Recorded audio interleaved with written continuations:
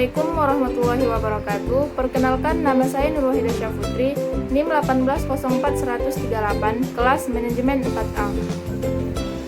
Di sini saya akan menjelaskan konsep balance scorecard. Tugas ini saya buat untuk memenuhi persyaratan mata kuliah manajemen akuntansi. Baik, saya akan menjelaskan konsep balance scorecard atau disebut dengan kartu skor berimbang.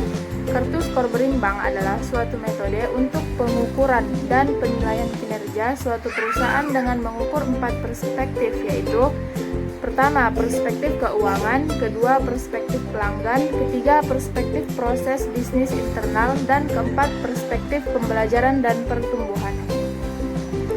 Balance scorecard sebagai inti sistem manajemen strategi. Peranan balance scorecard menjadi inti atau utama dalam sistem manajemen strategik dikarenakan adanya kontribusi balance scorecard dalam perumusan dan perencanaan strategik. Ini merupakan suatu alat mutakhir dalam menerjemahkan strategi perusahaan ke dalam aktivitas operasional perusahaan. Dengan menetapkan balance scorecard, perusahaan tidak saja berpikir jangka pendek, namun juga disibukkan dalam pencapaian tujuan jangka menengah maupun jangka panjang.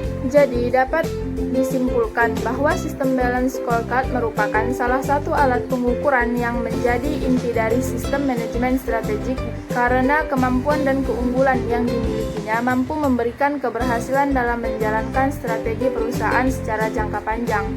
Sistem balance scorecard dalam tahap perencanaan dan implementasi mampu memberikan kontribusi yang besar terhadap pencapaian visi dan strategi perusahaan. Perumusan strategi dan inisiatif strategi balance scorecard. Perumusan strategi.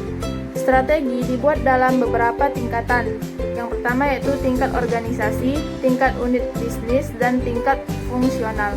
Strategi yang baik umumnya mengikuti kriteria sebagai berikut: konsisten secara intern, realistik, berfokus pada pencarian peluang dan penyelesaian akar masalah, meningkatkan customer value atau menonjolkan keunggulan kompetitif, fleksibel, mudah dilaksanakan dalam perusahaan, dan tanggap terhadap lingkungan eksternal.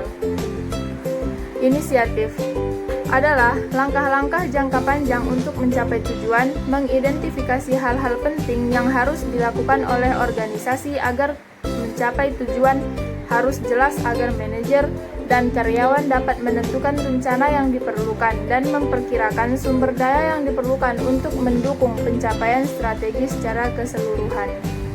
Sekian penjelasan dari bab 11. Mohon maaf